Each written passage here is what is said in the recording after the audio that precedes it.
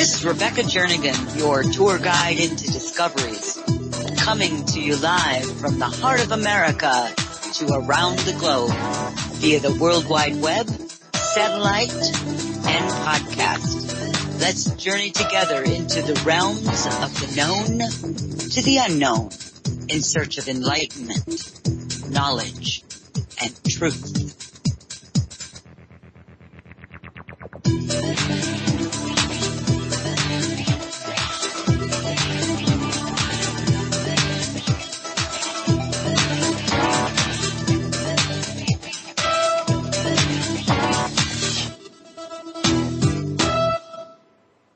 Good morning, good afternoon, good evening, wherever you are on this beautiful planet Earth. This is your host, Tobias Beharrell, and you're listening to Journeys with Rebecca right here on wolfspiritradio.com and being simulcast every week on Revolution Radio at freedomslips.com Studio B. Some of the usual program reminders for you tonight. We look forward to taking some of your questions later in the show. Please remember to put them in all capital letters in the chat room so that they are easier to see, and we do our best to answer some of them as time permits in the second hour tonight. I would also like to remind you that both Revolution Radio and Wolf Spirit Radio are listener-supported, and I really urge you to give them a donation, big or small. It all matters to ensure that you get the best of continued programming. As always, I'd like to thank our producer and talent extraordinaire, JP, for making sure we can be here tonight. Hello, good evening, and thank you, JP. Hey, Tobias, it's great to be back on Revolution Radio. See, I had a show at this time, for several years, and now I produce it, and it's so much, I love it so much better. Not having to come up with words every week, you know? Yeah, it's a lot, isn't it? It takes a great effort and a dedication, and I've been there through many of the years with you, with a number of different radio shows. I've been your guest, I've been your friend, and it is just always a pleasure, as I said, to have you in the background, and I really appreciate that, JP. Thanks again. Always good fun, Tobias. Tonight, my guest, I'm going to get right to it. My guest is an extraordinary man on so many levels. From passion, creativity, and personal drive to music, writing, and truly living life without allowing limitations to overcome him. John David Mann is an award-winning author whose writings have earned several awards, including Taiwan's Golden Book Award for Innovation and the 2017 Living Now Book Awards Evergreen Medal for contribution to positive global change. His books are published in more than 24 languages and have sold more than 2 million copies. He is co-author of the international bestseller, The Go-Giver, the New York Times bestsellers, The Red Circle, and Flash Foresight, as well as several other national bestsellers, including Take the Lead with co-author Betsy Myers, which was, by the way, named Best Leadership Book of 2011 by the Washington Post's Tom Peters. John also contributes to the Huffington Post, where I recently had the pleasure of reading his short story titled The Whispering World. It is just one of several touching tales that exemplify the depth of insight and experience that surround his own life. In October, John's latest book, The Recipe, was released. Co-written with chef Charles Carroll, The Recipe is a story of love, loss, and the ingredients of greatness. There are so many things to talk about tonight, so it is my pleasure to welcome John David Mann. Good evening, John. Good evening, Tobias. How are you? Great to be here. Oh, it's really good to have you, and I'm doing just fine, thank you. It's just such a pleasure. There's so many things to talk about tonight. I've been going through many of your accomplishments and your World Wide Web presence through your books and websites and blogs recently, and it's just I'm very excited. There's a lot to talk about. I'll put it that way. So, John, you know, clearly you have a very creative and passion-driven life. Was it always that way for you? Yes, it was always that way for me. Exactly what form that would take or you know, what I would do with that was was often an open question. So it's been a long and twisting path. But yes, I've always been pretty excited about whatever is coming up next. So you've learned to go with the flow very well, I assume. Well, yeah, ultimately, I'm not sure I started out very, very adept at that. I think I fought the flow plenty in my time, but yeah, it's I have changed horses quite a few times in my career, and so you have to develop a sense of humor as you go through life, and learn that the saying that if you want to make God laugh, you make a plan. I have been, I think, the source of divine mirth for decades. So, what can I say? Yeah. I love that. I love that one. That's absolutely true. It is a big joke when we try to plan and, just assume things will fall into place the way we expect them to. So, I mean, you said it wasn't always that way, basically. Who supported you along the way, and who did you look up to? Honestly, I looked up to my dad, my parents both. They were my first models, my first heroes, really. And I've had writing teachers and business teachers and just friends and colleagues all along the way, and writers I've admired and thinkers I've admired. But I owe a lot to my folks. I think it's always important, no matter who we are, to have that foundation, because if we have that foundation, we have that sort of, it gives us a certain freedom to express ourselves, and certainly clearly that you've expressed yourself over the years and the decades in so many different ways. Why don't you start painting us a bit of a picture, John, about your life and how it developed, and some of the stories and some of the experiences that you began having as, early on in your life, your career, your experiences that sort of lead into, as we go through the next couple of hours, into finding out who John David Mann really is. Sure. I was always a happy kid. My father described me as there's some German word, he was German, and there was some German word, Stehaufmann or something, which describes this, toy that when you knock it down, it just bounces back up again. That's how he always described me. But the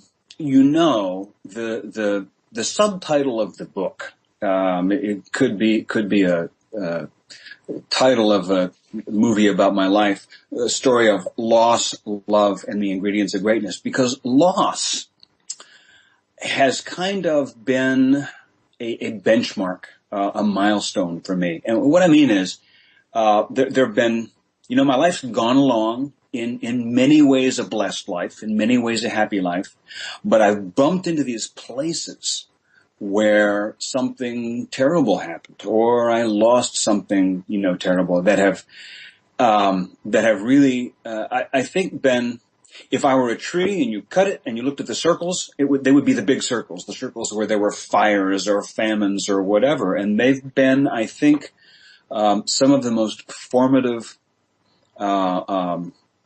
influences in my life. So I'll just give a quick sketch here. I started out as a musician. My dad was a choral conductor and musicologist, so I grew up in a household of Bach and Handel, and I played the cello. I was a composer. I was treading the path of the classical musician. And then at some point I kind of shifted gears and got very interested in health and nutrition and whole foods and wellness and all of that, and spent many years involved in that world. And then I got from there interested in the world of business and sales coaching and direct selling and all of that.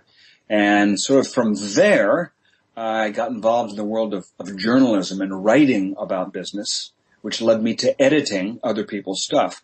Now, parallel with all that, I got married, and I lost a child, and I got divorced, and I got married again, and I got divorced again, and I made a few $1 million, and I lost them, and I got this big, beautiful house, which I then lost.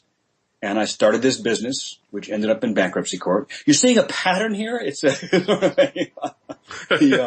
two steps forward, one step back. And so, I'm now in my 60s, and when I reached about the age of 50, it really started to feel like the first half century was for practice. And I married a third time. I am deliriously happy. My wife is my best friend on the planet. And I love what I do. I write books. And I figure if it took me half a century to kind of figure out which seat on the bus is my seat, I'm happy to have spent the half century doing that.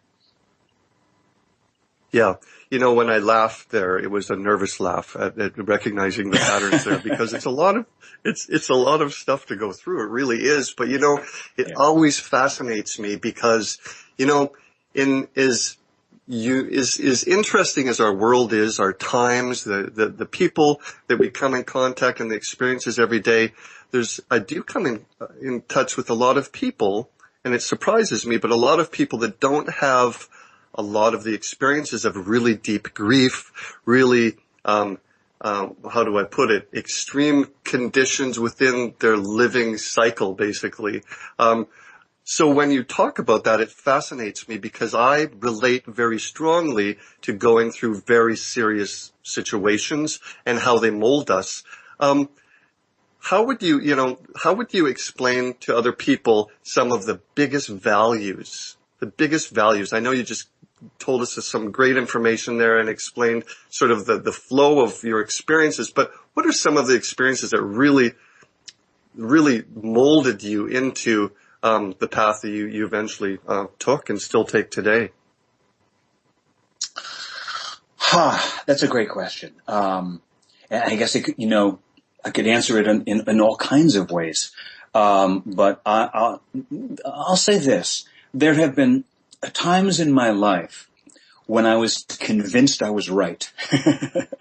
Eckhart Tolle says that the obsessive need to be right is an expression of the fear of death. There have been times when I was convinced I was right, where I was involved in one movement or another movement or a particular religious belief or whatever have you. And also there have been, that was sort of an intellectual conviction that I was right. Emotionally, there have been times when I was convinced I was right when I was in a conflict like a divorce or a business conflict where, or I've been sued a few times or found myself in court a few times. Moments where I was locked in this battle where I was just, my heels were dug in, and it was my side was the side of justice, and the other side was like, what is wrong with those people? And I think that having emerged from all that rightness and conviction, one thing it's done for me is to make me very, very appreciative of the coexistence of different perspectives. I think when you're writing, if you're writing anything, whether it's nonfiction or it's fiction, or in my case, what I love to write most are these parables, which are sort of a combination of the two because they're teaching books in a sense. A parable is a story that you write in order to teach a set of principles. But if it feels like that, if it just feels like sort of a thinly disguised PowerPoint or lecture, and people feel like they're being lectured to and it's boring and they don't like it, and I wouldn't enjoy writing it. So for me to write a parable like The Go-Giver or The Recipe, it needs to be story first, people first, character first, and it needs to be a story about someone that I get really engaged in and involved with and that I care about. It needs to feel real. It needs to be real. And so when you're writing about the human condition and about real things, you have to have, I think, an appreciation of sort of the nuanced area between my rightness and your wrongness, or my wrongness and your rightness. You have to kind of get over the whole thing of being right and start, dealing in shades of gray. Yeah. So in other words, is it fair to say that sometimes what's right is that everybody's wrong?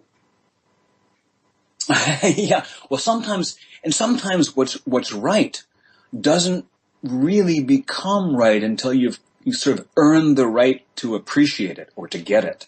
Sometimes a principle that looks right in the face of it becomes deeper when you go through an experience where you internalize it and sort of prove it to yourself and learn it. Maybe by trying the opposite or whatever. So a lot of us go through that. We learn things from our parents as 5-year-olds, 8-year-olds, 10-year-olds. Then we go through teenage where we sort of test it all and rebel against it and try to do the opposite, and then end up in our 20s and 30s or 40s, or in my case, 50s or 60s, eventually saying, oh, okay, I think I'm starting to understand how this works now. Well, you feel free to date your age, John. I'm not going to follow you tonight. That's not necessary. But not necessary whatsoever. I was actually talking with one of my students this afternoon about something similar. I mean, we were discussing the fact that, we can go through our lives and have experiences with people, friends, loved ones, and in so many cases, people, and I would add to that business people, associates, people we come in contact through commerce, basically, and endeavors like that. And so often, it seems as though people expect that if we're going to have a good relationship with anyone, that anyone must agree to what we say, agree to our belief systems, agree to what's good, what's bad, and have no opinions that really differ. Sort of the conclusion that we were getting to this afternoon was that this is a really big part of my sort of experience in life, and that is that I believe that uniqueness is the color of life. So living within this sort of, this system, I don't know what else to call it, this sort of system that most people sort of exist within, where we're meant somehow to feel like we should all be similar to be right. It makes a lot of sense to me. What would you say about the uniqueness of expression and individuality? Tell me about the value of this through your experiences and your own understanding. It's funny because I think that, there's this beautiful thing that the writer Joan Didion once said, I write to find out what I think. And I relate to that so strongly. I first read it in a book where Stephen King repeated it in a foreword he was writing to one of his books. I get that because I often don't know, or let's say it this way, I'll be in the middle of writing something, a piece of a book or a blog post or something, and as a sentence kind of scrolls across the screen, I kind of go, I didn't know I thought that. It's that I've had that experience often in speaking or in leading conference calls or from a stage where I'll start saying something, and part of me goes, I never thought that before. It's something that I knew but didn't know that I knew until I found myself telling other people. I think it's one reason people love to teach is because they find out what they know. There's a point in one of my books, The Go-Giver Leader, where a character says, I think that we live to find out who we are. And it's kind of like the Joan Didion statement, but played out in this stage of life. I think that all of us, living your life is very much like writing a story. And whether you are a writer or not, a lot of people who are writers don't write books, but they write emails or they write blog posts or they write notes to each other or whatever. That's all writing too. Or they text. That's writing. But writing or not, living your life is a lot like writing a story. And in my view, if you're an honest writer, you don't know the whole story before you compose it or create it. And a lot of it is surprise to you. I think that's true about life. I think that the thing about being unique, your unique individual, your unique self, and in a way, I guess the recipe is to some extent the story of a young boy trying to find his path after his father's died, and he's broken up and full of grief, and he's angry at the world, and his life is doing nothing but circling the drain. So a lot of the story is him trying to kind of find his way back to what's the purpose of his life, what's he doing here, and the old chef helping him find that in a sensitive and delicate way. I think a lot of the trick or the challenge to that question you asked about your uniqueness is that it's not clear necessarily when you start, and it only becomes clear in the process of interacting with the rest of the world, with other people. I mean, I'm fond of saying, in coaching to people, saying, nobody knows your path better than you. Nobody knows your value and who you really are better than you, except for the rest of the world. Because there are people around you who actually know you in some ways better than you know yourself. And there will be plenty of moments in your life when there will be forces in the universe arrayed around you that have a much better idea for what you need to do next than you do. And yeah, you know your own mind, you know your own heart, nobody knows your path better than you. Yeah, that's true in one sense. But in another sense, it's a dance between you and the universe, between you and the environment, between you and the wise people around you, or even the not so wise people around you. And I think to discover, it's paradoxical, to discover who you are uniquely, you have to, without losing yourself, without giving away your power or losing your confidence or any of that, you have to stay open to the people around you, the forces arrayed in your path. Because sometimes those are circumstances that are opportunities. Sometimes they're barriers or seeming obstacles that actually have, secret seeds of your next opportunity that you have to be open to seeing. And that I think is the dance of uniqueness, is finding your path by going back and forth to going inside to your own inner voice and going outside to what's being whispered to you by the trees around you. It's fascinating because, some of us might question, is uniqueness defined by the world, or is it defined by our experiences? And from what you're saying, it sounds like it's a little bit of both, but many other things, right? Yeah, and I think that it's easy for the world to define you in the sense of your job, your socioeconomic status, your, kind of the categories that you find yourself. And I don't mean that defines you. What I mean by the world is that there will be people in your path or situations in your path that you don't expect. Here, I'll give you an example. I'll give you an example from my own life. I like to say Bob Berg is my co-author of The Go-Giver, and this is the book that I'm best known for. As you said in your introduction, sold more than 500,000 copies, 24 languages. It's actually closer to 30 now, and so it's an enormously popular book. It's made my career, really. I like to say that Bob Berg ruined my career, and how that happened was this. It was 2004. I had a plan. One of those things that makes God laugh.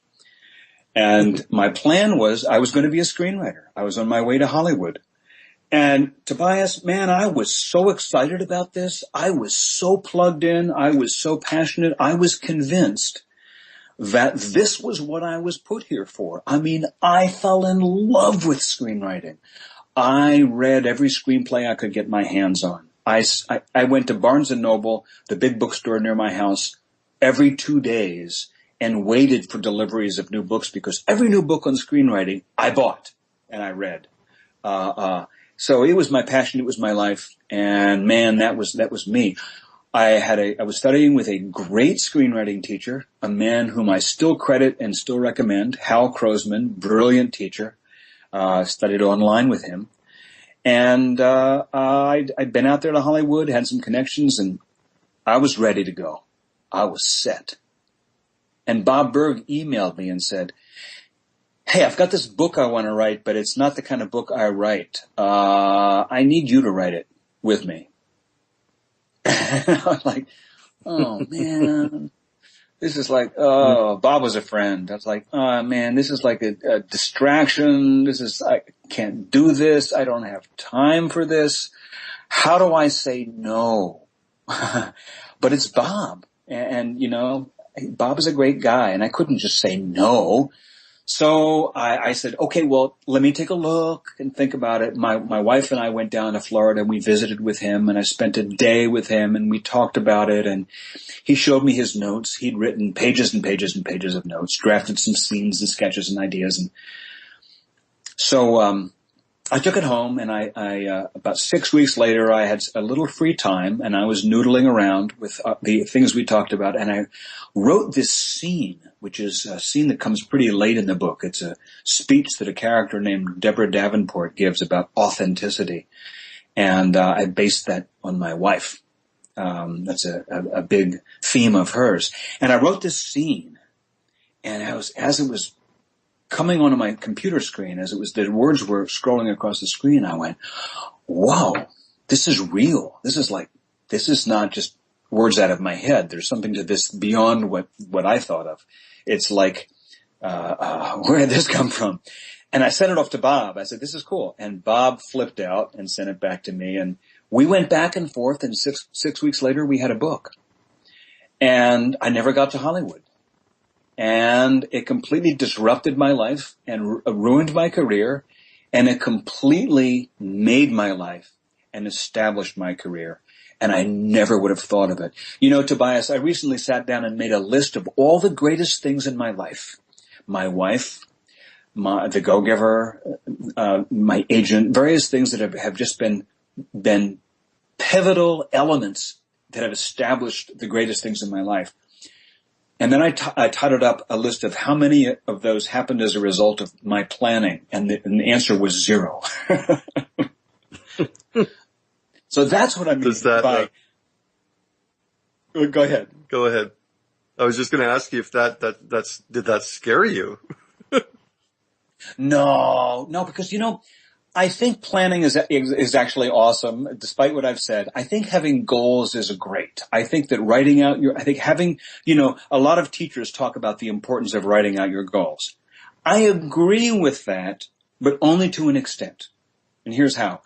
I agree with that, but with the cautionary note that it's great to write your goals, to have a target, to make a plan, to set your foot in the path, but always hold out in your mind the understanding that the universe may have a better idea. This is why so many great stories, you got a hero on the path to something they desperately, deeply want. And at the end of the story, they don't get that. They get something better that they didn't realize they wanted. I mean, my favorite example is the Indiana Jones movie, the Holy Grail, right? The third Indiana Jones movie. Indy thinks what he wants is the Holy Grail. He wants to go find this artifact, this famous relic. That's his quest. And in the end, he actually gets his hands on it, and he has to let it go. He has to, let it fall down a crevice in an earthquake, never to be seen again.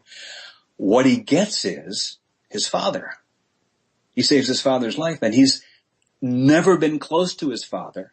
What he actually gets is his dad. And that turns out to be better than the Holy Grail.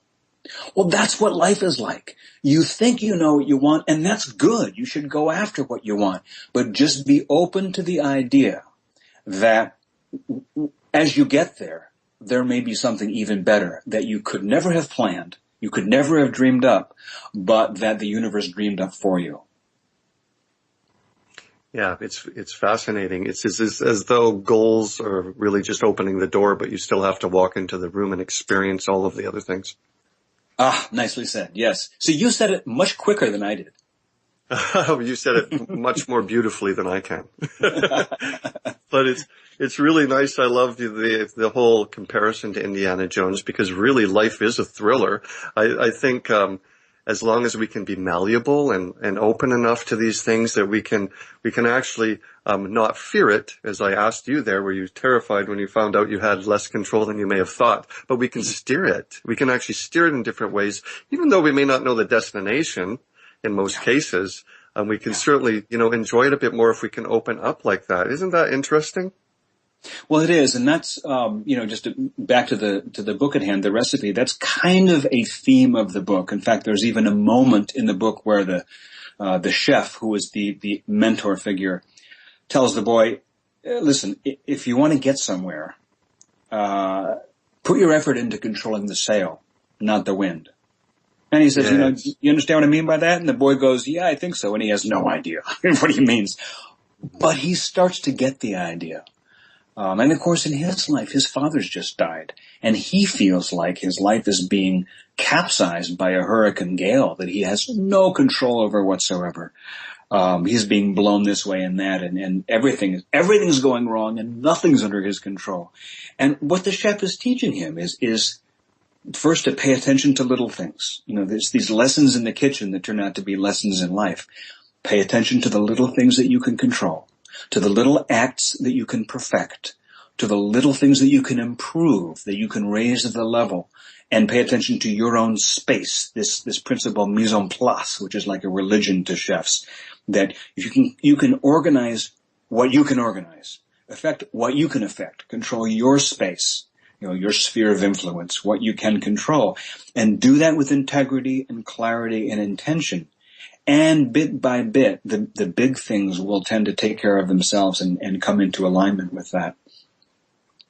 It's interesting because so many times, we're talking about goals, like goals, if they're the door opening to bigger things and the rest of your experience, so many people actually get stuck outside that door because, we say, we'll write your goals down and so many people don't even know what those are. Is it fair? What would you say to people that say, I just can't think of what my goals are? Would you suggest they go crazy and dream bigger, or what is it that you would suggest? Sometimes, and there's usually at least two answers to any question and two pathways out of any dilemma, at least two. But teachers often say, dream big, go for the moon, make it, a quote, big, hairy, audacious goal. This is a very popular phrase. Mm-hmm. That's good, can be good, but it also can be intimidating. And here's another path, and that is sometimes it helps to go a lot smaller. And I'll give you an example again from my life. I've written about 24 books. Some have been much more popular or successful in terms of numbers of copies in circulation than others, but they've all been successful to some extent. There are 24 good books out there. I feel pretty good about that. Some of them have been New York Times bestsellers. Some of them have been global bestsellers. And that's all, fine and dandy. And here's the truth. When I sit down to start a new book, I get totally intimidated. And I'm not saying this out of false modesty or just to make a good story on a show. When I do my research, I have the conversations with the person I'm writing with. I read their other books or hear their talks, or I do some digging around online, and I kind of gather kind of my background. So I kind of know what we're writing about here. There comes a moment where I have to sit down and start. Mm-hmm. And figure out, okay, now how does this book open? What's the story about? What happens on page 1? And it's totally intimidating for me. It's sometimes terrifying, but at the very least, it's nauseating. Yeah. And the reason I know this is I learned a principle many, many years ago, decades ago, actually, in the 1980s. I learned that if I spoke my internal dialogue out loud and actually said what I'm thinking inside, I would be appalled by what I heard, but at least I would start to get a handle on it. So I'll when I'm alone in my office, I'll say things like, John, you have no idea what you're doing. John, you are some kind of idiot. Or, I'll say things that I know I shouldn't be saying, but that's just what I'm thinking. I can't help it. I'll say, John, you total moron. You have no idea what you're doing. And then I'll hear myself and I'll say, okay, let's say that a different way. And I'll actually take myself by the hand and say, John, this project, instead of saying this project is so daunting, I have no idea what I'm doing, I'll say, John, this book is so thrilling. This project is so huge. I don't have any idea how it starts, but I can't wait to find out. And it's going to be fantastic. So I'll actually talk myself through it. But here's the truth. I'll reach a point where I say, I can't write this book. And you know why I say it? Because it's true.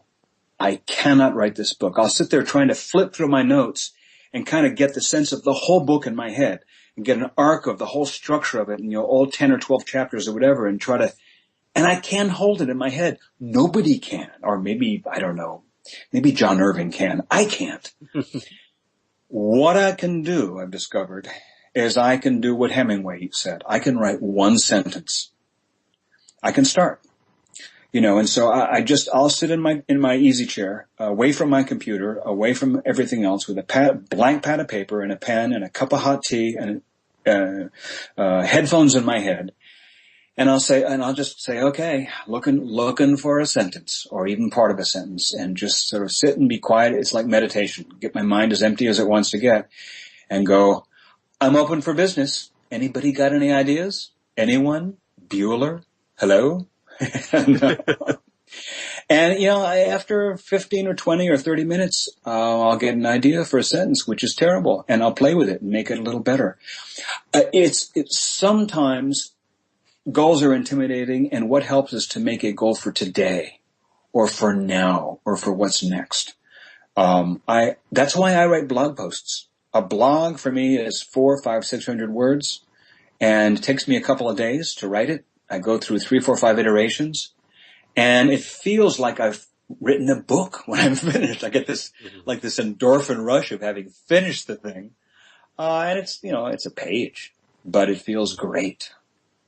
Well, there's a great deal of energy that goes into anything that's so intensely creative, isn't there?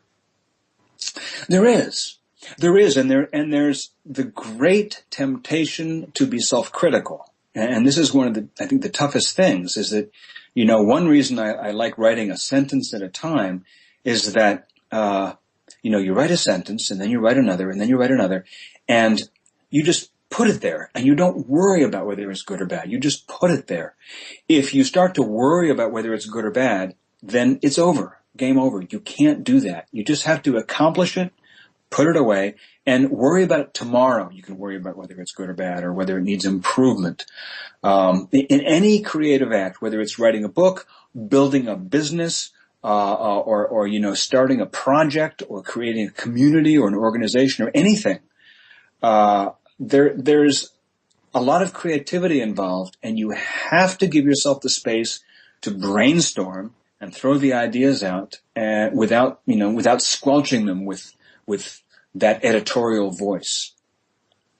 It's fascinating because what you're talking about right now, writing a book, the process of creativity and sort of the state that you find yourself in at the beginning of a new project like that is really a parable to life itself and everything else that you've written up, isn't it? The more I do this, the more that occurs to me, the more it seems to me. In fact, I end up writing a lot of blog posts about the parallels between writing and living. Mm-hmm. One of the things I love about my wife, there are many, we could spend the next 90 minutes talking the list, but one of the things I love about her is that earlier in our relationship, I would find she would ask me a question and I would want to start to tell her something about how I was feeling about something or something, whatever. And I would struggle because I didn't feel like the words were going to come out right. And she would just encourage me to just kind of say it. And she would let me know that how the words came out was going to be fine. And I believed her. And so I would come out with this statement that might be a paragraph long or might be 2 or 3 minutes of rambling that I would think were the ramblings of a madman, that they made no sense. Mm-hmm. And she would listen and she would go, I get it. That's fantastic. I was like, wow. She listens to me even when I'm not edited. There's no revisions in first draft. And I think, we've all got to have the space where you can just let your first draft be heard and just yourself the way you are without improvement. Yeah, sometimes just to be you is the best thing you can possibly do, isn't it? The best thing, and it can be at times the most terrifying thing. Absolutely. It's really interesting to hear your stories about starting to write something new because it reminds me of doing a radio show. Like seriously, I mean, yeah. I've never considered myself to be any great famous world star on the radio stage, but just to the creative process, the energy that goes into it, you must have some sort of structure to begin with. And then my favorite thing is getting through that structure at the beginning, as we have done tonight, and then getting into the spirit of the story, the spirit of the words. And there's something, a living energy behind, I know you know this. There's a living conscious energy of some sort of mystical, some sort of magical type that speaks through the words and gives them power. And it seems it's beyond what is just our understanding of ourselves sometimes, isn't it? Oh, absolutely. You know what it's like? It's like I'll sit there with my wife and look at one of our kids and go like, where did that kid come from? And yes, I know part of the DNA came from me. Part of the DNA came from you. But then there's this whole other personality. Where did that come from? That's what this book, The Recipe, is like for me and Chef Charles Carroll. It's like, it came in part from events in his life. It's fiction, but there's a lot of his life that's actually slipped in there. A lot of details and particulars of his life are in the book. And a lot of my life is in there too. A lot of his thoughts, a lot of my thoughts. It's the same with The Go-Giver with me and Bob Berg. I know it came out of my head. I know that I typed the words, but so help me, where did those ideas come from? And sometimes I am just as surprised by what happens in the story as the reader's going to be when they read it. It's I understand what you're saying. It's a fascinating thing because it's as though, like you said, you used having a child as a comparison, and perhaps it is the same thing because you have, your co-author come into the picture, you have yourself put some part of the story together, and really you really are creating a new entity, a new being, a new child, and that's what gives it life. And so I can totally understand where you're coming from when you say it's hard to believe that even came from you sometimes. It's fascinating.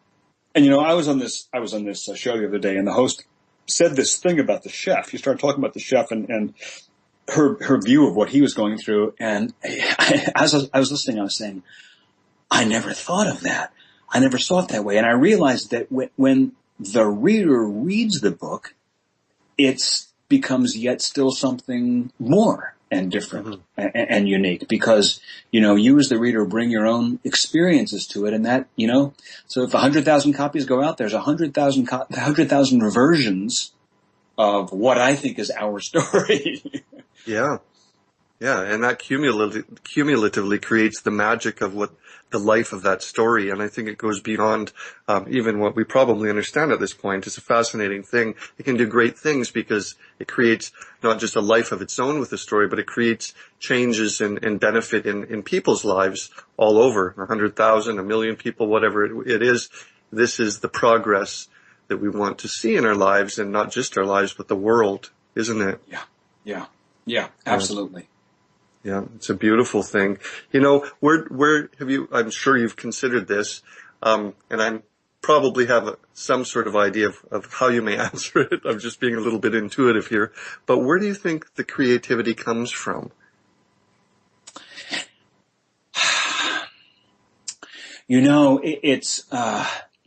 I think for me, there are two answers from that. There's sort of the inside answer and the outside answer. Inside-wise, it's almost like metabolism. It's like where do your blood cells come from? It's like you're metabolizing experiences, thoughts, other people's ideas. You're taking this all in and you metabolize it, and it starts to create new organic compounds of thought and structure and story and character. So there's that whole metabolic process going on that is so mysterious, and it's internally each person.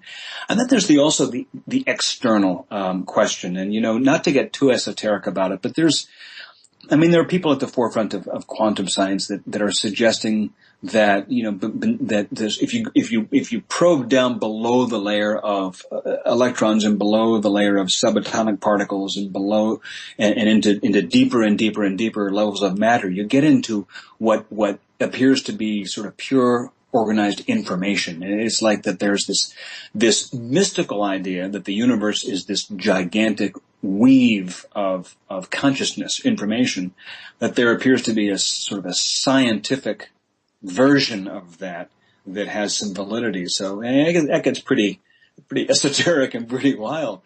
But you gotta think and of course, approach that from a very traditional religious standpoint too, that there is God and and the consciousness that is universal is, much bigger than you or I will ever be as our individual selves. However you approach the idea, whether from a cosmic standpoint or a scientific standpoint or a religious standpoint, there is this pretty common human idea that there's a lot of consciousness out there that can be tapped in some way. And however that might be true, and whatever the best description of that might be, you sure do get the experience of that when you're coming up with the idea for a radio show, or coming up with the idea for a business, or coming up with the idea when Steve Jobs and Steve Wozniak came up with Apple Computer.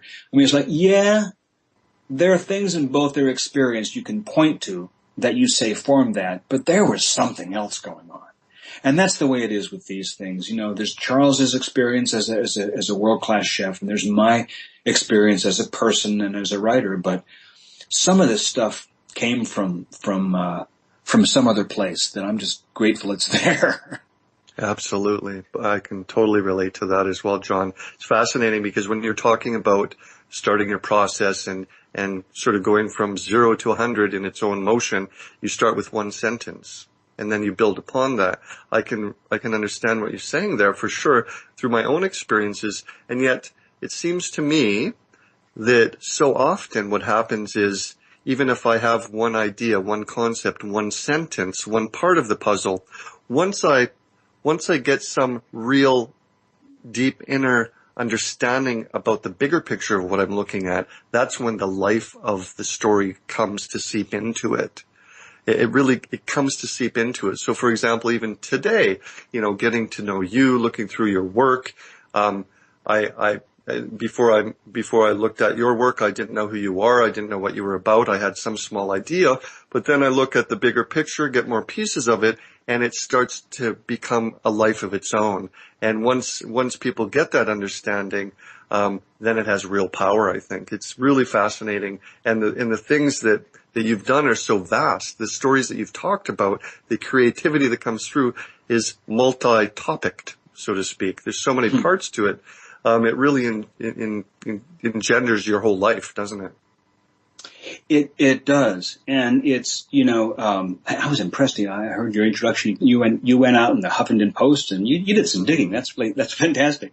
Here's an example of that is, it's easy for these, and I think I may have said this already, for these parables to be kind of flat and two-dimensional or one-dimensional. And that's why parables in some circles have a bad reputation. I've heard many business people say, I don't read parables, they're boring, and they're pedantic and they talk down to the... Well, that can be true. If your parable is really nothing but a thinly disguised PowerPoint presentation that you just wrote to make a point, and you just slap the name of a few people on it, like you call this one Bob and that one Mary, and say, well, Mary, what do you think? Well, Bob, here's what I think. And it's like, okay, that's really boring. For me, what happens is that when the character starts to come to life, and I'll give you an example in this book, The Recipe. I knew it was about this boy Owen, and that his father just died, and I sympathized with that, and I empathized, and I kind of fell in love with this kid. And there was this crusty old chef who was kind of like Mr. Miyagi in Karate Kid, right? Mysterious and inscrutable, and making him just cut the vegetables, wax on, wax off. As the book was unfolding, as we were writing the book, I started to get to know this chef character a little better. And without spoiling anything, there are some twists and turns in the story. There's more to the chef than meets the eye. There's some backstory, and there's some vulnerability there. And the chef also has something to learn in the course of the story. And he's not perfect, and he's not all wise and all seeing and all powerful like Oz. And Oz turned out to be kind of vulnerable too, didn't he? So, as these characters start to come to life and have some depth and be real characters with flaws and vulnerabilities and feelings and yearning, I get excited about it. I get passionate about it. Now it's not about an idea. Now it's not about... Whoops, it sounds like we just lost you there, John. JP, can you still hear John? No, we seem to have lost him in the studio. Okay, well, let's see what happens. Hopefully, Hopefully it's as easy as unmuting a mic, but I doubt that. It just went click. We'll see what happens with that. Do you still have him on the Yeah, feed I've there? got to hold on while we try to get the call back. So Thank you, Skype JP. is gradually sauntering around. Oh, there Here we are. go. John, are you back with us? I am back. Fabulous. On you go. Perfect. Thank you, John. We just lost you for like a few seconds. I saw this. Yeah, you saw it happen. Good, because then you probably remember where you were at better than I do. Please continue if you can. I'm not sure exactly where my voice went, but I know that what I was saying was that it's that the point where the characters start to become real. And you know, I've been an entrepreneur. When the characters become real, that's when you sort of that feeling of passion that you're talking about, that sense of creativity and of real motion and momentum sort of kicks in. You know, it's like that with being an entrepreneur. I've been an entrepreneur, and you may start out a business idea with, you think it's going to be this, you think you're going to be serving this or making this widget. And then as you start to interact with real customers and real people, your marketplace, you start to find that they respond, that, you know, a demographic you didn't expect. You thought you were making this for 20-somethings, and you find that, you know, 60-somethings are responding, or whatever it is. You get response from the marketplace, and you have to change your plan, because now it's real. It's not just your construct, your idea, but it's a living, breathing entity. To me, that is one of the most important things an entrepreneur can do, is to not build their business out of budget and concept, but out of real interaction with a test market, with a customer group. You know, one of the first things we did with the recipe before we published the book was I gave a pre-press edition out to a circle of over 100 people. And I got a whole sphere of people reading it and talking back to me about it. And I changed some stuff in the book as a result. It became a living, breathing thing. I think that's so important. Oh, yes, I can understand that. It's interesting because sometimes I talk about what I refer to as the synthetic world. And what I'm referring to when I say that is basically the things that are presented in front of us for our experience that aren't things that we actually think through ourselves. Sometimes that happens through education, sometimes through media, sometimes through all sorts of different places. But when you're talking about creating a new business, it really parlays into the same idea for me, because if you're not doing it truly connected to the people you're trying to appeal to, if you're not really doing it out of the passion and creativity that brings it alive, then you're going to possibly and probably miss some of the success with it, because it needs to be not synthetic. It needs to be from you. It needs to be who you are, and it needs to be alive and constantly flowing, as you indicated. Yeah. Yeah, it's such an interesting dance, the back and forth between being true to yourself, listening to your own voice, and interacting with the other, with the outside. I mean, I'll give you an quick example in this book. From the very early draft, I had a few readers who said, I wish I knew more about the mom. It's like there's not much of the mom here. And I realized that they were right. And as a result, I rewrote the mom. I mean, I wanted to learn more about her.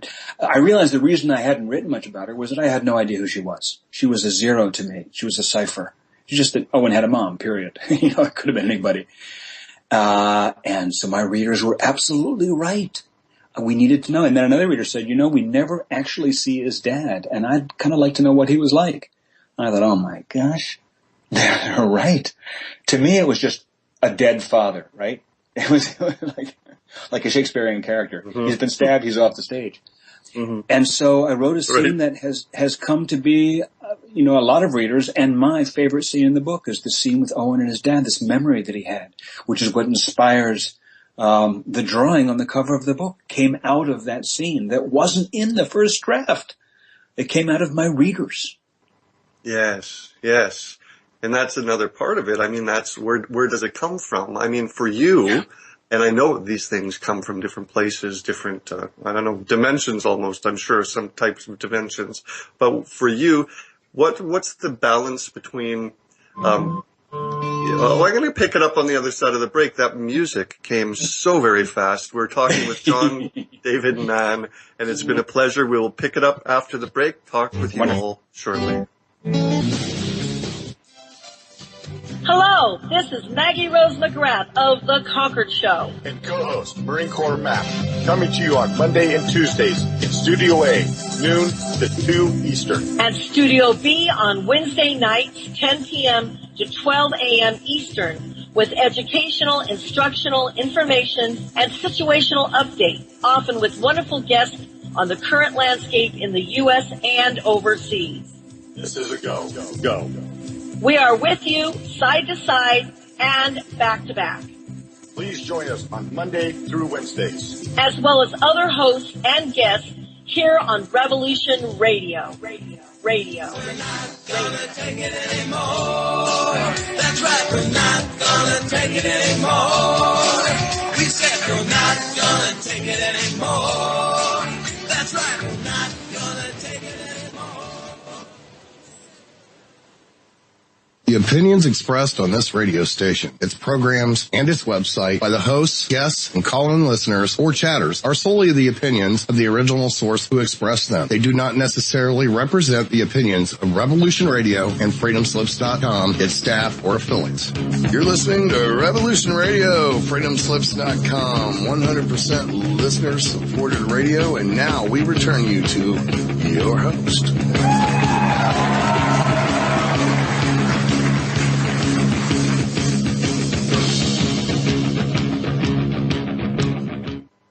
Welcome back to Journeys with Rebecca. I am your host, Tobias Beharrell. Just a reminder to you that while Rebecca is away, she looks forward to connecting with you still through her personal sessions. And while the classes that she had scheduled have been postponed temporarily, she welcomes you to book your sessions with her as they are available. And as always, I look forward to meeting you through many of the things I offer through my sessions and courses. You can find me at etlanguages.com. where I welcome you to take a look at my course, Practical Modern Magic, which is now enrolling for the upcoming fall-winter course season. Be sure also to take a look at the other resources pertaining to connecting the conscious and subconscious minds while you are there. And of course, Rebecca can be reached through her website, journeyswithrebecca.com. Tonight, I have been talking with John David Mann, New York Times bestselling author and entrepreneur. Welcome back, John. Thank you. Great to be back. Great. You know, creativity is I love making these blanket statements because, I know you know what it's all about. Creativity, it's my forum, it's my stage. I have it for 1 minute here and there. Creativity is important because even for people that aren't writers, we're all writing our lives, right?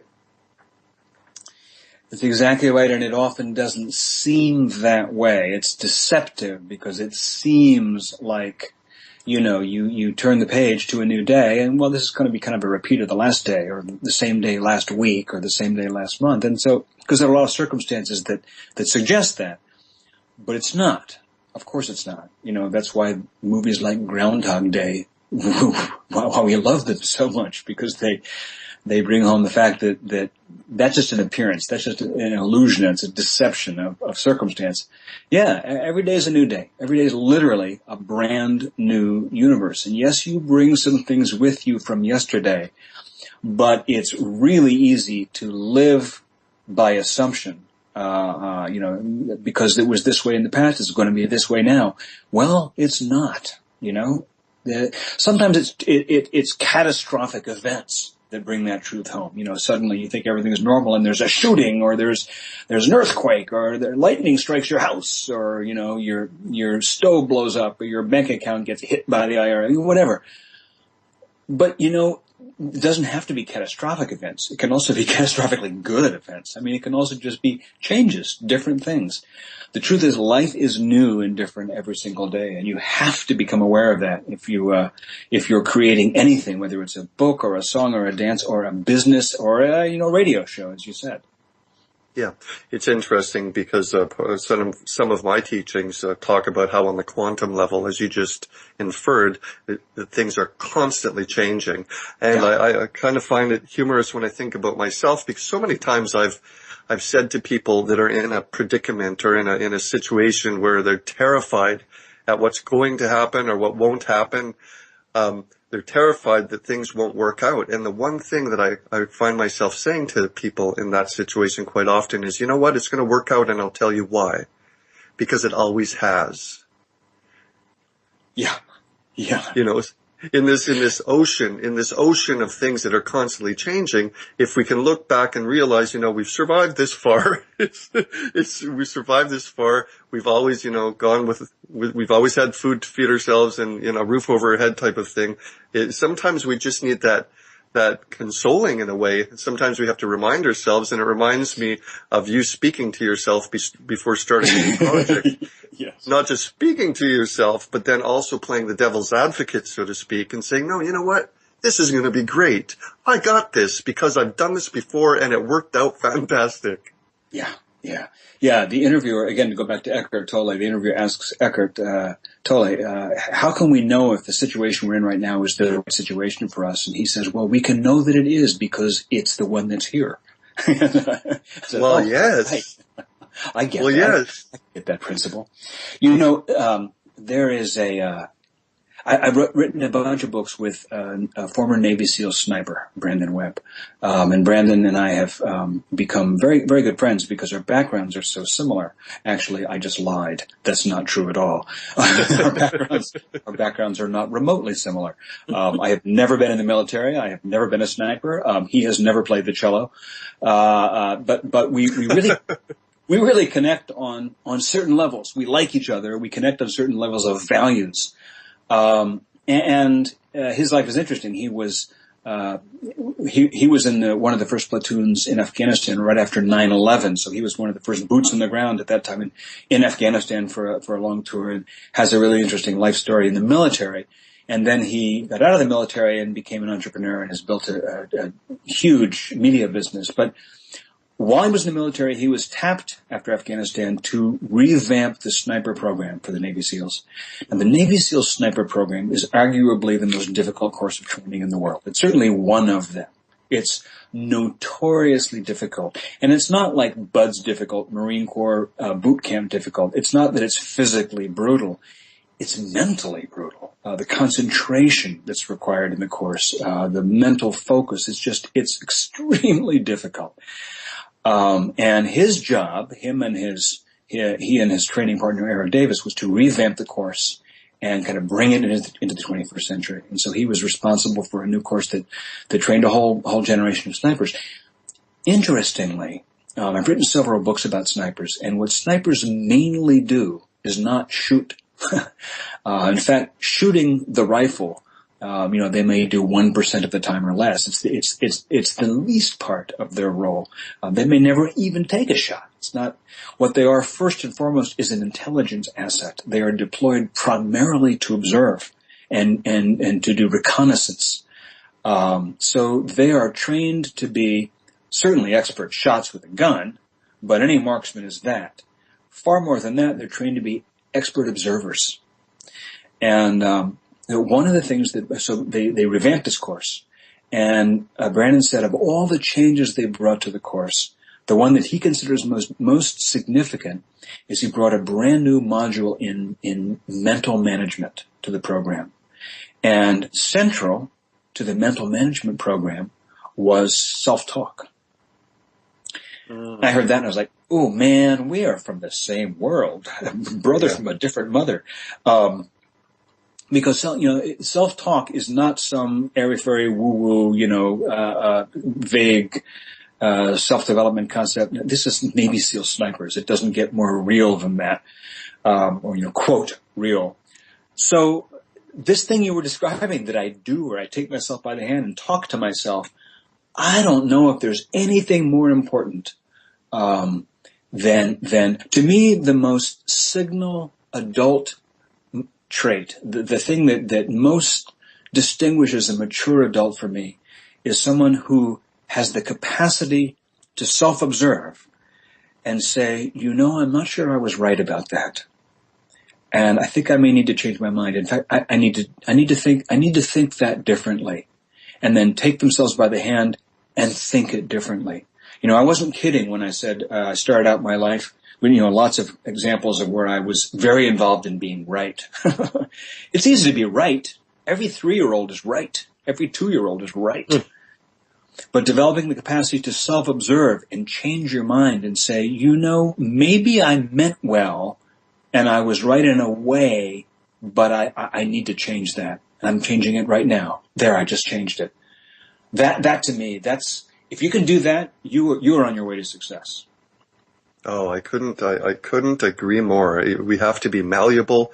And, in a very real way, if we can learn and experience and realize our own self-consciousness, realize that we don't have all the answers, and appreciate the value of being an intelligent asset unto ourselves by listening to others, other experiences, learn lessons, hear stories, it can really create a progress in our lives, a progress towards that success that you so beautifully described there. It's really self-talk is the equivalent of awakened consciousness, conscious to me. Yeah, it is, because exactly. I mean, you're exactly right, because it's what it implies, what it suggests, and what it really says is if you're self-aware, it means that there's something that's aware of the other thing. If you're aware of yourself, then what's doing the awareness? It's something other than the self, right? Right. Because if you have a moon and you have a finger, there has to be a finger pointing at the moon. So yeah, it's the ability to stand outside your thoughts, your convictions, your ideas, and still, have those thoughts, still even, have them strongly, still even have feelings about them and be passionate about them, but to not identify with them, to not be merged with them so that if the thought is threatened, you are threatened. The idea that your viewpoints and opinions can be threatened and you're still okay is the beginning of civil society. Yes. Yeah. The screenwriting teacher I mentioned, he said that he teaches a broad array of courses in all kinds of techniques and tools and resources for the screenwriter's trade. A lot of that which I applied to my writing and books. But he teaches this course where he teaches the 2 fundamental skills he says you need to have to be a successful A-list writer in Hollywood. Number 1, your writing needs to be not good, not even excellent, but just extraordinary. You need to be writing every day and work on it to the level where it is as good as you can possibly be. That is, this is rule number 2 in the chef's 7 rules in the book, The Recipe.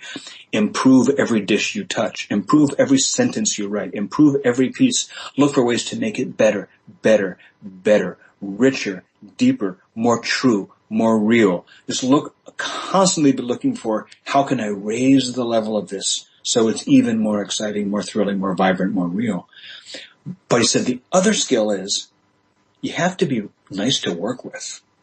And we were all like, wait, that's like a skill? He goes, oh yeah, that is a skill. Because there's so many writers in Hollywood who aren't that. They're pains in the ass. They're obnoxious. They're temperamental. And they get spit out of the system because nobody wants to work with a prima donna. I don't care how talented you are. You can be William Goldman talented. You can be just, the most brilliant writer that ever came along. And if you're a pain in the neck, you're not going to get a job in this town. And that isn't just about getting a job in Hollywood. It's about, it's about getting along in your life. You have to have the capacity to self-correct. To self-improve, to absorb other people's viewpoints and consider them, give them honest consideration, or people aren't going to want to be around you. And if they're not going to want to be around you, then you're in a losing situation. Absolutely. Yes. I mean, you really do. I can, again, I relate with you on several levels. I mean, if you have to learn to stand outside your programs, so to speak. You have to be able to self-observe your dogmas, the dogmas that you've sort of collected through your experience, your life, and in your education in life. And for anyone that's has difficulty in sort of looking at those things within and around themselves, it's a very, very tough road because, again, it's kind of a stalemate. It's hard to have progress and to expand one's consciousness and make progress. This is my big thing. We need to make progress. We need to make the world a better place. We need to make ourselves better people. And these things that you're talking about are just absolutely fantastic. Toward that type of subject. I mean, the books that you're talking about with Brandon Webb, I assume, where there's the making of a Navy SEAL, there's the other book, Among Heroes. Are those both Brandon Webb? Yes. Our first book was The Red Circle, and that was his memoir. That's really his life story, up to the point where he got out of the military, basically. And that was our first book together. And then Among Heroes is a story of 8 snipers, or 8 SEALs whom he's known, friends, all of whom have died in the course of the last decade and a half. So that was a very wrenching and poignant book to write. And Making of a Navy SEAL is us. And then we just wrote a book called Total Focus, which is a business book, actually, about his business experience and business principles. And there's a book called The Killing School, which is the memoir of four different Spec Ops snipers. And we're working on a book now called Mastering Fear. Wow. Fear, the blockage to all progress. It's interesting. You know, no, I was going to say something, but it's off the subject perhaps. So you go ahead with where you wanted to go next. Oh no, that's fine. I was just going to say fear can be the blockage to progress, but it can also be the impetus to push you in the right direction, right? Yeah, it is. You can see it as a yellow flashing light can be a light that says, go away, go back, danger, or it can be a light that says, exciting, move forward. Yeah. Much in a very similar way as to what you were alluding to earlier, when you have circumstances in your life, when you have loss, when you have these extreme circumstances, it's very much the same. What were you going to talk about? Back to the topic for a moment of improving yourself, because you were talking about this, and it gave me a thought that I was hoping to pick up again, and it's this. This is a tricky one. When I talk about listening to the people in your life, and other people have a better view of you than you do, and so forth. This is actually a little tricky, I think, because it doesn't mean listen to everyone, because there are a lot of people that you really shouldn't listen to. And some of them may be people who love you very much. And so this is where it gets sensitive and a little, it takes discernment. Excuse me. Stephen King, the writer, says this wonderful thing that I always remember, which is when you write your first draft, you do it with the door closed. And when you write your second draft, you do it with the door open. And his meaning is, when you're writing your first draft, whether it's a book or a blog or a poem or anything, and this also could be, if you're an entrepreneur, if you're hatching an idea for a business, hatching a new idea for a business. Think of this as writing your first draft, even though it isn't a piece of writing. Or if you're starting a project, a neighborhood project or a community project or a national, whatever it is. When you're writing your first draft, it's a delicate, sensitive thing. It's like an insect without a shell. It's like a baby whose fontanelle on their skull hasn't closed up yet. It's vulnerable. It's protectionless. And so it's critically important, I think, that you don't show it to anybody, not your husband or wife or best friend or spouse or anybody. And that's me. When I'm writing the first draft of a chapter, I don't even show it to my wife. And she's my best reader, my best critic. But I don't show it to anybody because it's too vulnerable. It's too delicate. It needs to be able to be lousy on the page. It needs to be able to be half hatched and in all of its misshapen, not very good glory. Because it's still in the gestation process, really. Once I've got a draft, I've got a beginning, middle, and end. I've got the idea on paper, enough so that it can stand on its own 2 feet and it exists. Then it's time to start getting critical and go through it again and improve it and look for ways to improve and strip words out and add things in and see what am I missing and see where did I repeat myself. And this is second draft. With the second draft, I'll show it to people. That's the door open. But, and here's where I started this point. The question is, who do you show it to? Mm-hmm. And that's so important because most writers, the tendency is to show it to the people you have access to, right? Your friends. And say, hey man, would you look at this first chapter of a book I'm working on? What do you think? Well, first of all, hey man, what do you think is not the right question to ask. And probably your friends are not the right people to show it to. You really want to show your vulnerable idea to people, A, who have some basis for good judgment, like they know the field. If it's a business idea, then you want to show it to people who have a proven track record of really smart business ideas. Not just to a business professor, or not just to a business person who's, had a string of failed businesses, but to people who have a track record and who have a proven reason to value their view. They have expertise there that you can trust. And second is people you know and trust. And trust only happens over the dimension of time. You have to have known this person over some length of time to have the dimension of trust there. So choose wisely, as the knight in that same indie movie says. Choose wisely who you share your idea with, who you show your draft to, and don't let the world trample on you. Don't let the world trample on your ideas. Or Neil Gaiman, who is one of my favorite writers, says that when a reader says to you, "This bit here about this guy here doesn't quite work for me," he's almost always right. When the reader tells you what it is that doesn't work and what you should do to fix it, he's almost always wrong. Mm-hmm. Mm-hmm. So you have to learn how to listen to what the world says, whether it's people or whether it's, like, as you and I were speaking of a few minutes ago, circumstances that slap you in the face. Maybe you had a failure and it has something to teach you, but the question, the discernment and the skill is, what does it have to teach you? When we took the Go-Giver to New York, we got 12 rejections. Was the message, this book is no good? Or was the message, you should keep trying because the book is perfect? Or was the message, you need to improve this book? It turned out to be the third message. But, who knew? We took it back 9 months later and we got 12 more rejections. Wow. So now we were up to 24 rejections. You know what? The next one said yes. And here we are 500,000 copies later. The second time the book was ready. Those 12 rejections, they just missed it. So, yes. You can't always tell what the world's message is. And that, I think, simply takes practice and discernment and effort and intuition. Oh, it's a fascinating story. I mean, as you were just talking about, when it comes to deciding who you show your second draft to, you need to kind of know who moves you and which direction they usually move you. And then by the same token, in the reverse kind of psychology, you can't always move every person. So if it has to go through 24 rejections to get to that one that you actually move, that's really all that matters, isn't it? Yeah. Yeah.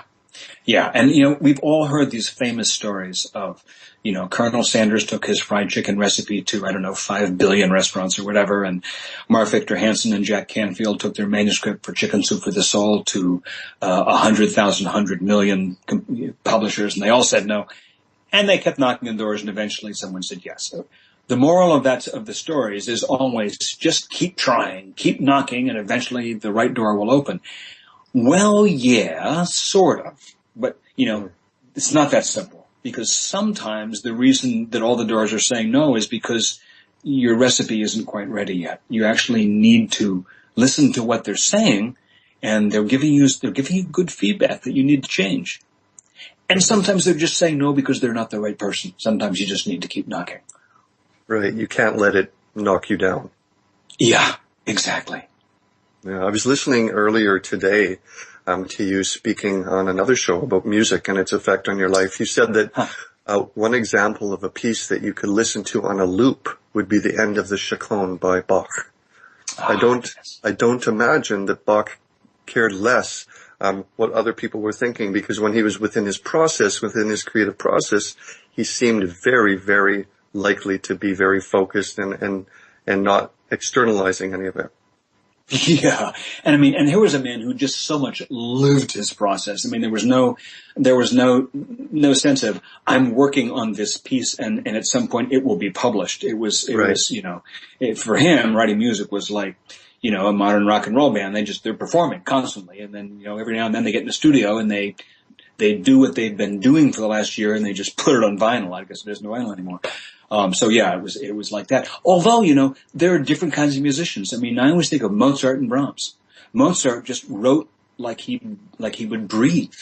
It is famously said that Mozart would sometimes, be writing down a piece of music he had in his head, and while he was writing out this piece, he was composing another piece in his head at the same time. He just wrote like you drink water.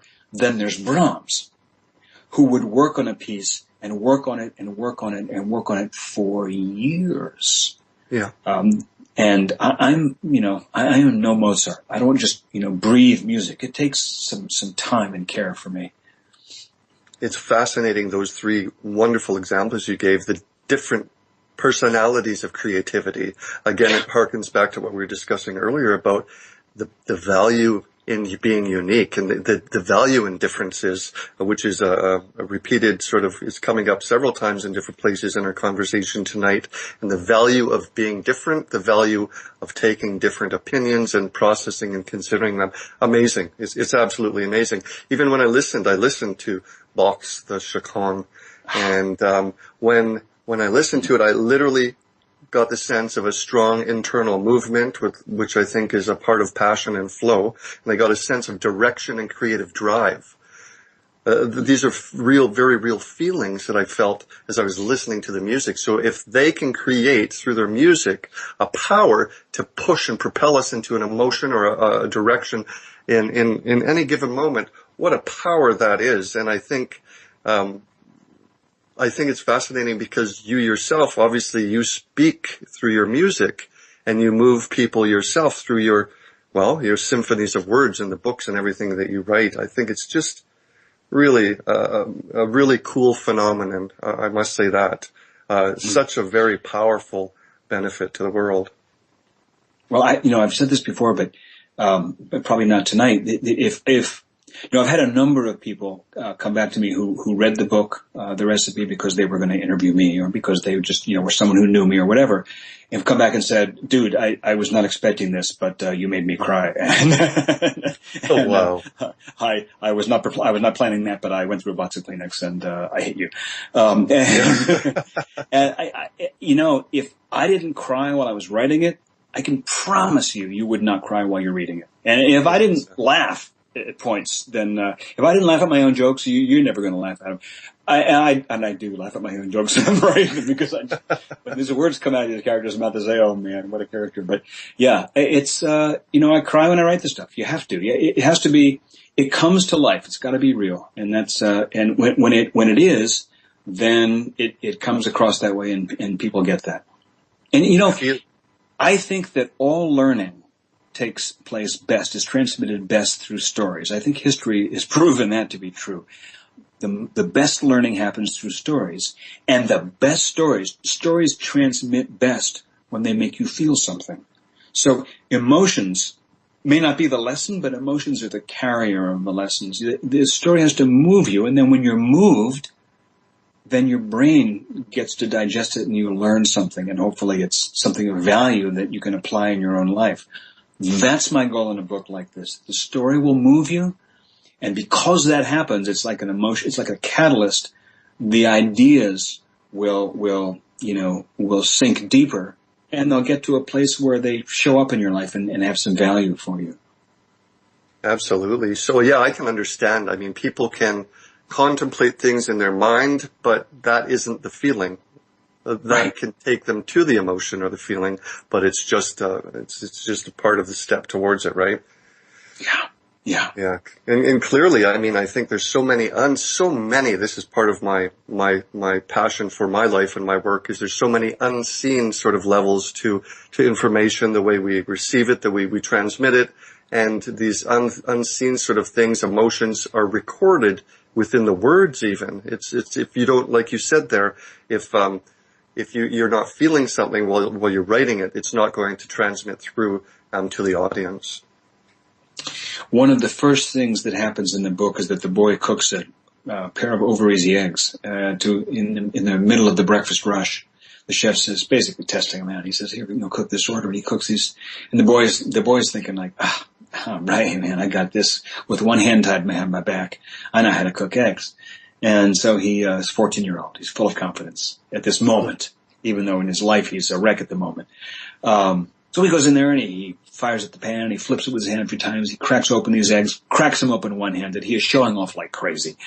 And he drops them in the pan, he gets the spatula in there and he flips them and he gets them just perfect. And he pops them on the plate with toast and hash browns, and he's kind of glowing with pride like, hey, I am pretty hot stuff. And the chef doesn't even glance at the plate. He just pushes the plate to the back of the counter and quietly remakes the order and serves his remade version out through the pass to the customer, and then moves on with his next order. And Owen is sitting there doing a slow burn. He's like, what was wrong with my eggs? And the chef takes him aside and says, look,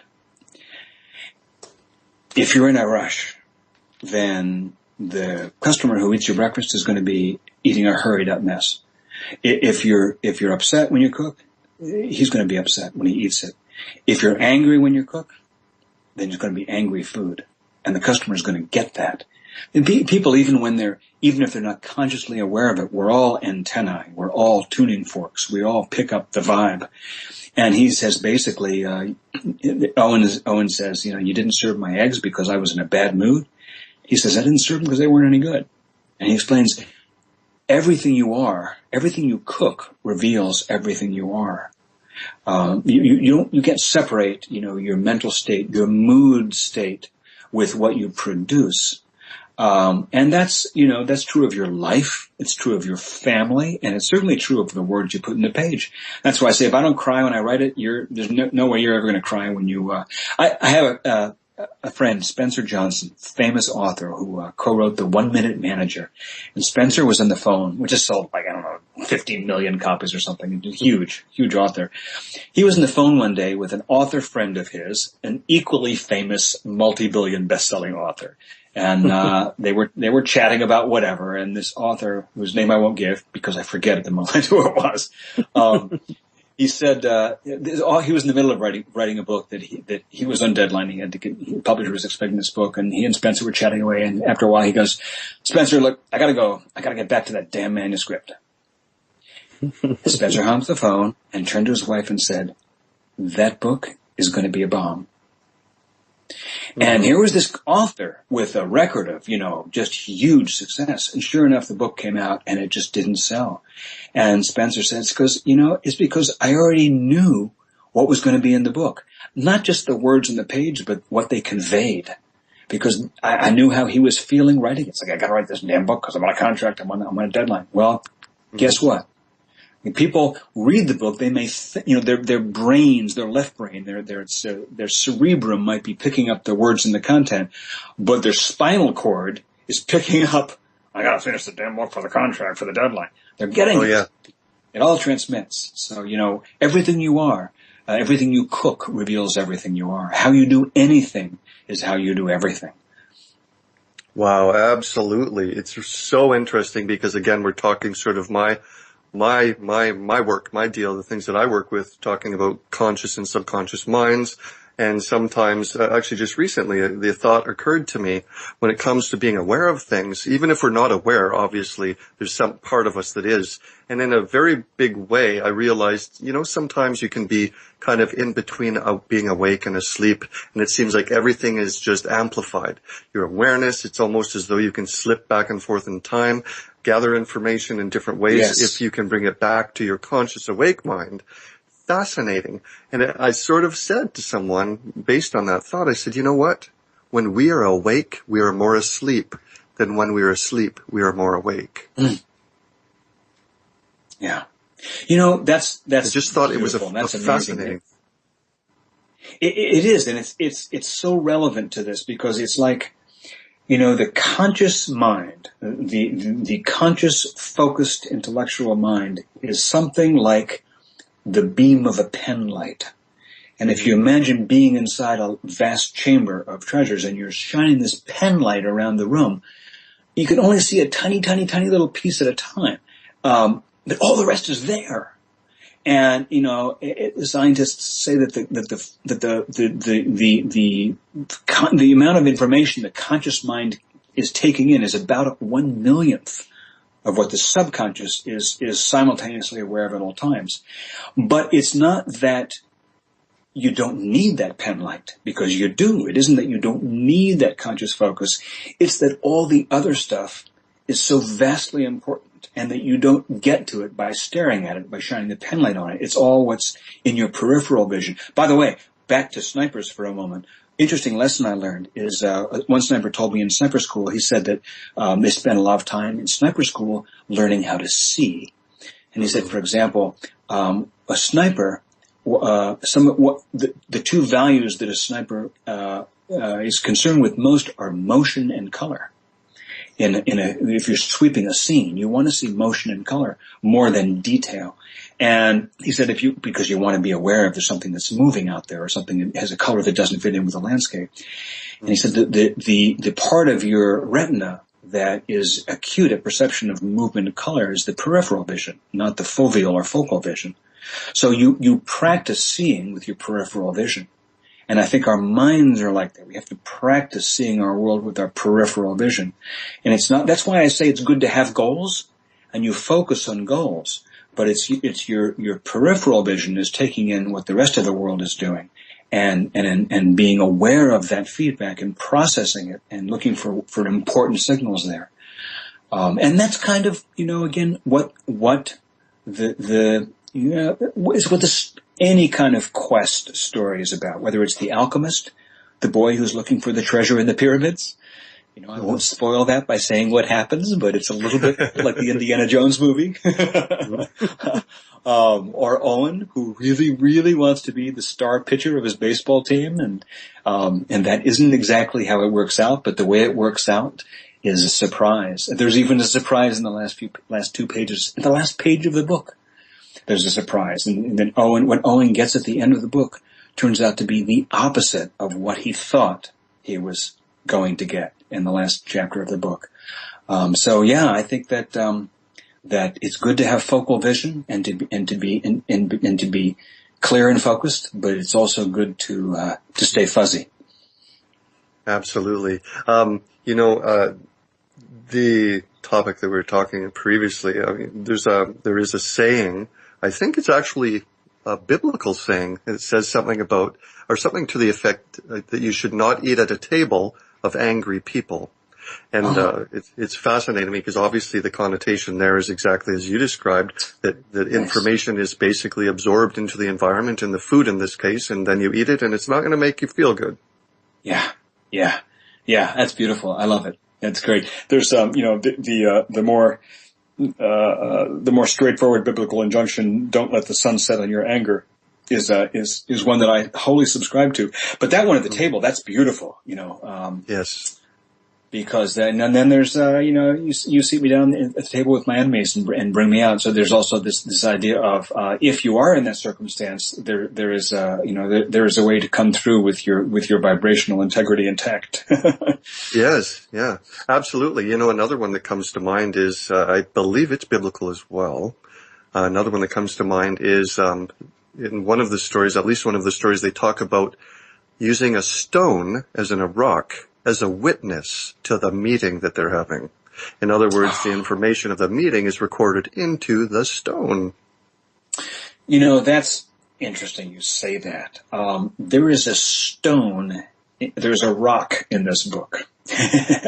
And it's funny because on the cover of the book, you'll see a picture of, if your listeners see a picture of the book at Amazon or online anywhere, whatever, or in the store, on the cover, there's a plate of blueberry pancakes. This is my wife's recipe, by the way. I've been eating it for years. The recipe is in the back of the book. It's delicious. You must try it.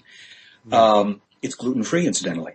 But anyway, there's this plate of blueberry pancakes and a cup of hot coffee. And then there's a single one-stem vase with one peach rose in it. And the scene that it depicts is critical to the book. But before I say what it is, I'm going to say that before we had that picture, I was thinking of putting a picture of a rock. Because there's a rock that sets the story in motion. And you don't find out about it until some ways into the story. So I won't spoil where and why and how. But there is a rock that sets the story in motion. And the rock shows up again a number of times as being fairly pivotal in the story.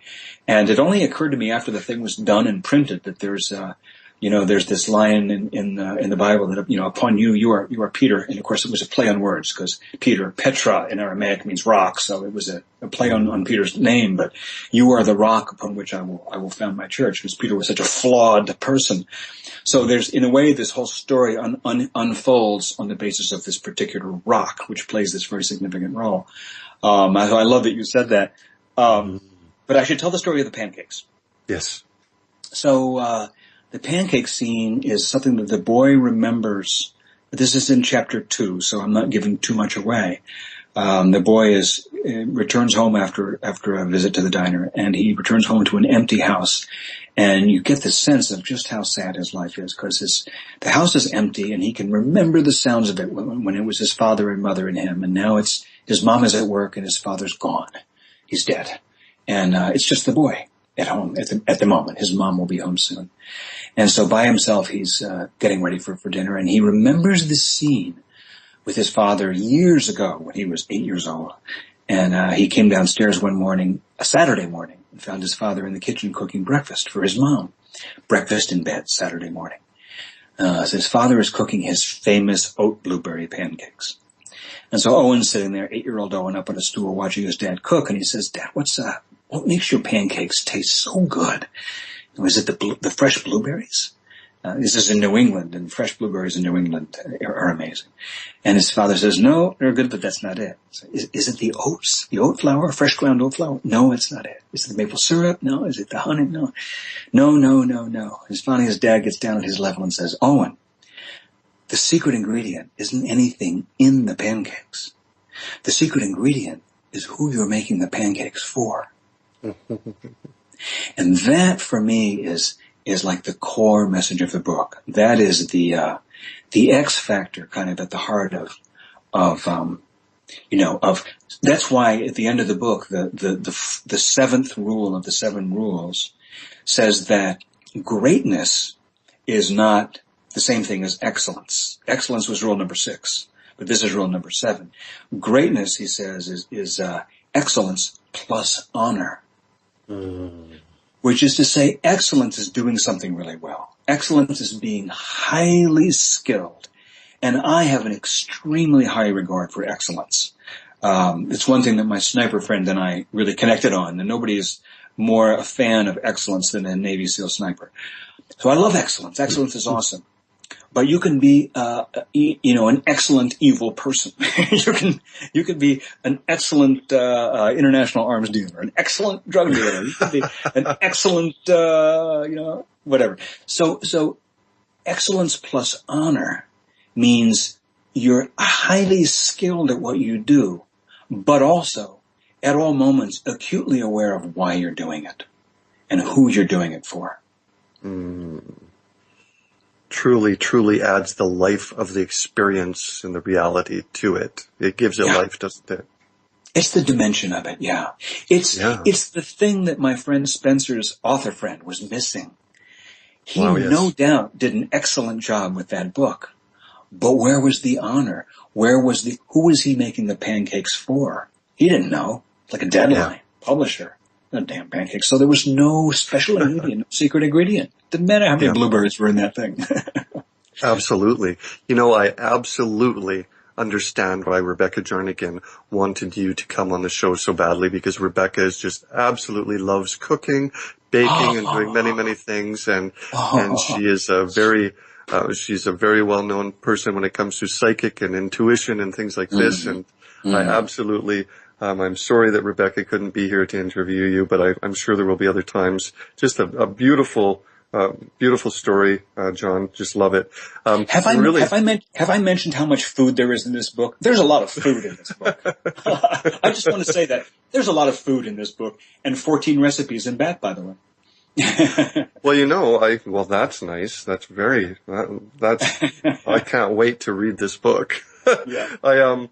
I said to someone the other day, they actually asked me, "Okay, Tobias, I know you're a very busy guy and you do this and you do that. What do you do on weekends?" I said, "Well, you're right. I am very, very busy. I am very, very busy. But weekends, I really just like to relax and eat a lot of food." All right, my man. Yes. Excellent. And I'll work out. So my wife and I love to cook, and we love to eat.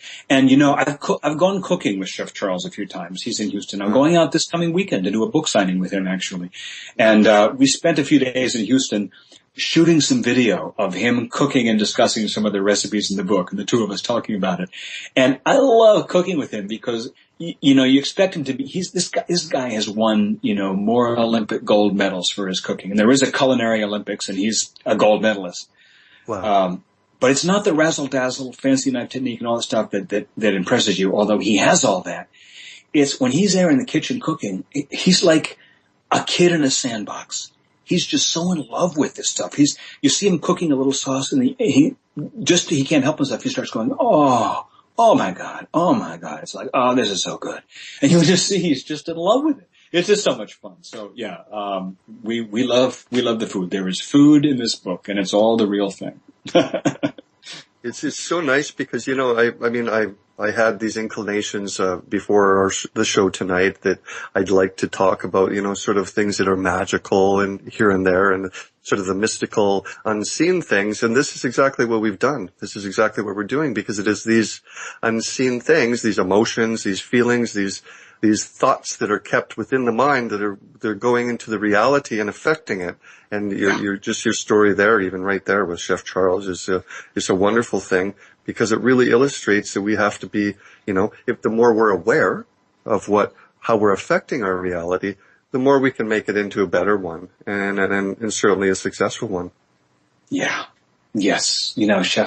Chef tells Owen at one point, one of his rules, I think it's rule number 2, is improve every dish you touch. And it's funny because I got that from Chef Charles's kitchen. He's got 75 employees.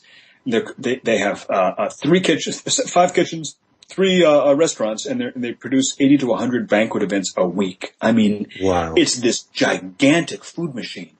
But when you visit it, it's more like a dojo than a commercial kitchen. It's this beautiful place, all these kids running around, and he's there like he wants to raise all of them to live lives of magnificence. And over the door of this one kitchen, the sign says, improve every dish you touch. And as the chef teaches that to Owen in the book, in course it becomes, improve with everything you do. Ask yourself, am I making the world a better place? Yes. Yes. And with every thought you think, am I making myself a better person? And if not, why think that thought? Why not choose a different thought? Yes. Yes. Absolutely.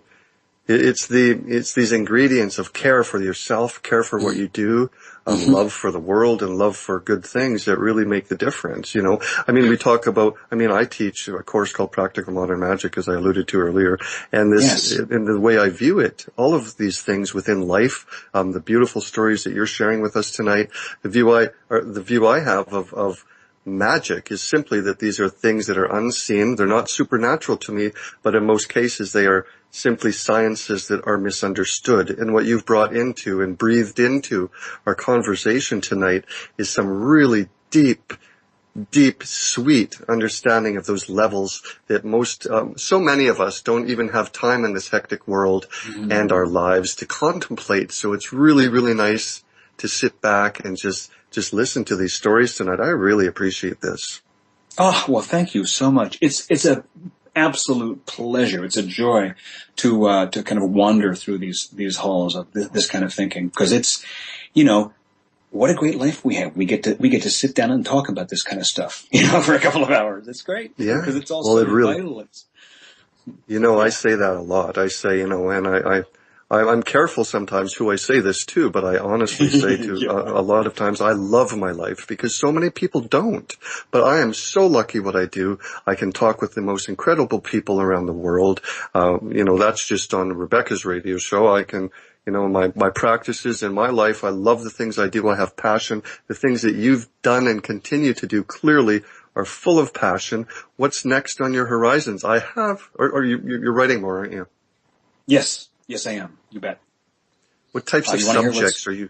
I would love to hear what's around the corner. All right, here's what's coming. So here's the coming attractions.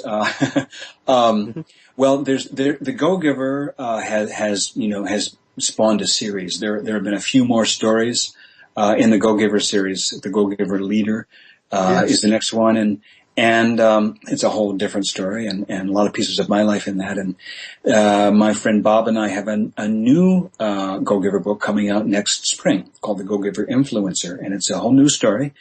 And there, in addition to the humans, there is a large dog named Solomon and a Russian blue cat named Cleopatra in that story. So that's coming up. And there are probably a few more Go-Giver books in somewhere in the works after that. I'm working on a book with Brandon, as I said, called Mastering Fear, which will be out next year. At least it will be if I write it. I better do that. I'm working on a few other parables with a few other authors whose names I can't divulge yet, but that's coming up soon. And Nice. if the recipe, if it generates enough of an interest and of a buzz, and if enough people love it and buy it and read it and talk about it, Chef Charles and I have an idea for a sequel, for another story in the Owen Chronicles that we would love to write there too. So it's there's no shortage of stories and experiences to write about. I'm really looking forward to these. I'm looking forward to the ones you've already written, and me spending some time with those books. It's fantastic. Yeah, really fantastic. It's interesting, the Go-Giver. I was thinking about this earlier, the Go-Giver and then the Go-Giver leader. I can see there's different avenues there. I sort of, while knowing nothing except the titles and the descriptions about the books, I wondered if it was, if they talk between the two about sort of the delicate balance between winning on a business level while maintaining integrity on a personal level. Is that what they sort of talk about? What they really talk about is that the fundamental principle at the heart of the Go-Giver is this idea that when you take the focus off of yourself and put it on others, that is, when you operate with an idea out of the spirit of generosity and an idea of putting others' interests first, not demeaning your own, but putting their interests first, that this is ends up being not only a noble and altruistic and generous and nice, all those nice words, a nice way to be in the world, but it's also pragmatically effective. That is, when you take care of other people, when you look out for other people, you will be more than handled. And that, in fact, the most successful people in business are people who are go-givers, not just go-getters. And being a go-getter is a great thing. Go-getters are people who have passion and go get things done. That's fantastic. But a go-giver is someone who is passionate, goes and gets things done, but always has an idea of how can I add value to others' lives, to the rest of the world? How can I add value as opposed to how can I get value? The go-giver leader just kind of applies that idea in the leadership space. And the influencer, which isn't out yet, we've written it. I know it's real because I've read it.